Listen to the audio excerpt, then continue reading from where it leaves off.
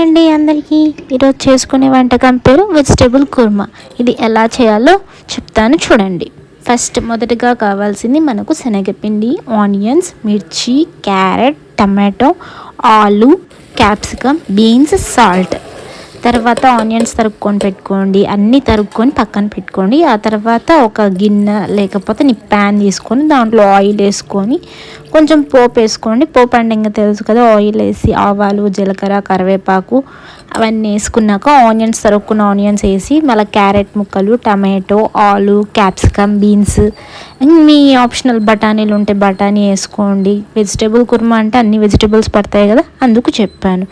దాంట్లో బాగా వేయించుకున్నాక కొన్ని వాటర్ వేయండి, బాగా మరుగుతుంది. మళ్ళీ వాటర్ వేసి బాగా మరిగాక కూరగాయలన్నీ బాగా మగ్గుతాయి కాబట్టి మళ్ళీ ఆ తర్వాత శనగపిండి వేసుకోండి. శనగపిండిలో కొంచెం వాటర్ వేసుకొని పక్కన పెట్టుకొని ఆ తర్వాత మగ్గాక కూరగాయలన్నీ వేసుకోవాలి. దాంట్లో తగినంత కొంచెం ఉప్పు వేసుకోండి.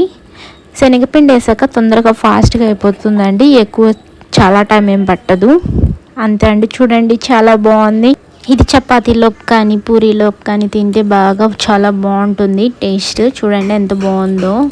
అందరూ ఖచ్చితంగా ట్రై చేయండి ఇంట్లో. మేమైతే చపాతీ చేసుకున్నాం, దాంట్లో కుర్మా అంటే ఇది చేసుకున్న వెజిటేబుల్ కుర్మా. చూడండి రెడీ అయిపోయింది వెజిటేబుల్ కుర్మా విత్ చపాతీ.